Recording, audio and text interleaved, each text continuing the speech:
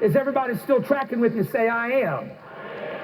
Now, if the progressives, the liberals, the radicals had been living in the time of the Bible, you're going to see 8 headlines that would have been in the paper back in that day. Headlines number 1, the crossing of the Red Sea. Ready? Wetlands trampled in labor strike. Pursuing environmentalists were killed yesterday afternoon by the radical right by being drowned in the Red Sea. If the radical left had been living in the time of the Bible, and we would have seen the news report about David killing Goliath, it would have read this: David killed Goliath. Hate crime kills beloved champion. New danger as religious fanatics throw stones.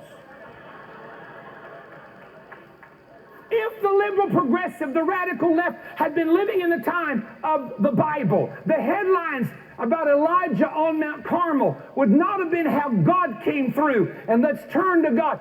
Fire sends religious right into a frenzy. Elijah kills hundreds on the peak of Mount Carmel as fire burns, scorching the famous mountain. Oh, it gets worse. If at the birth of Christ, the liberal progressives would have been living, the newspaper would have read, couple removes animals from stable.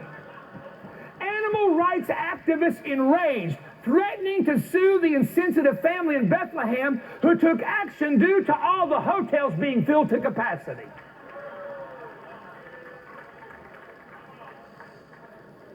Hang on.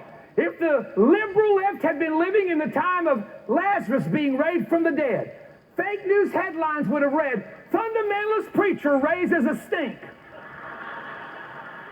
Reading of Lazarus' will now delayed by conservative preacher's interference of the burial. Come on, help me somebody. If the radical left had been living at the time of Jesus feeding the 5,000 a free lunch, the news would have said FDA investigates safety of mass feeding program. Fish and bread provided to the 5,000 attendees at the local religious rally were not approved properly and prepared by the FDA regulations. If the extreme leftists had been living at the time that Peter found the coin in the mouth to pay his taxes, administration demands Peter spread the wealth.